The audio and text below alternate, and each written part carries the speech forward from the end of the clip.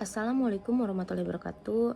Pertama-tama marilah kita semua panjatkan puja dan puji syukur kita hanya kepada Allah Subhanahu wa taala yang masih memberikan kita nikmat sehat, nikmat waktu luang, nikmat iman dan nikmat Islam.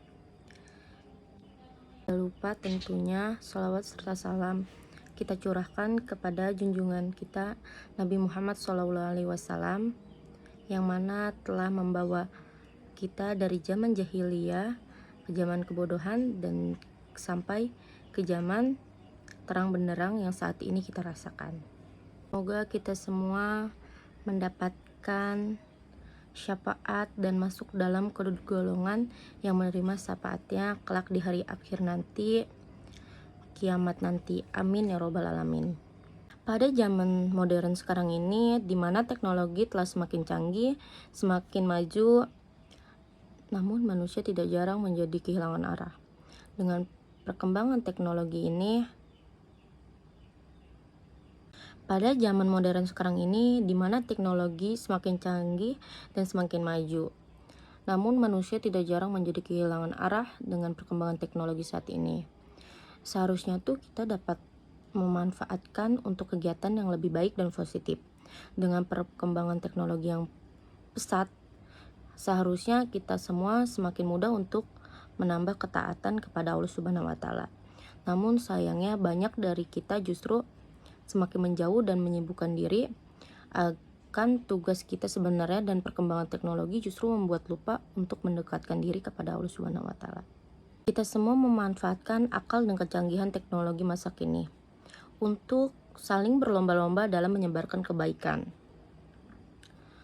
Karena seperti yang kita ketahui, kita semua bisa menyebarkan banyak hal baik melalui sosial media, internet ke seluruh dunia dengan cepat dan mudah.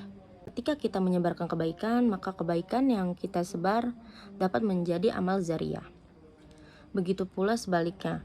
Jika kita menyebarkan keburukan, maka kita akan mendapatkan dosa jariyah yang terus mengalir meskipun kita telah meninggal dunia serta menjadi contoh yang buruk bagi orang-orang.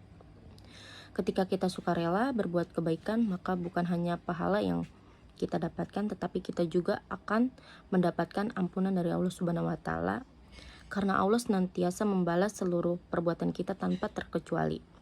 Sebab Allah selalu menguasai apa yang kita perbuat, baik itu perbuatan baik maupun perbuatan buruk. Hingga kita harus selalu berbuat baik meskipun tidak ada satu orang pun yang melihat kita berbuat baik. Karena Allah dan malaikatnya selalu melihat serta menguasai apapun yang kita lakukan. Sesuai dengan sabda Rasulullah yang artinya sebagai berikut. Engkau beribadah pada Allah seakan-akan engkau melihatnya. Apabila engkau tidak melihatnya, maka yakinilah bahwa Allah menyaksikanmu. Hadis riwayat Bukhari dan Muslim.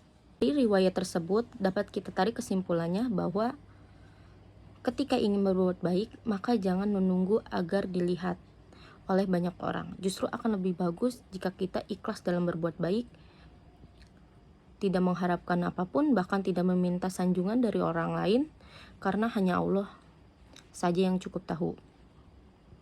Contohnya seperti bersedekah di depan orang banyak, maka bisa memunculkan rasa sombong dalam diri kita.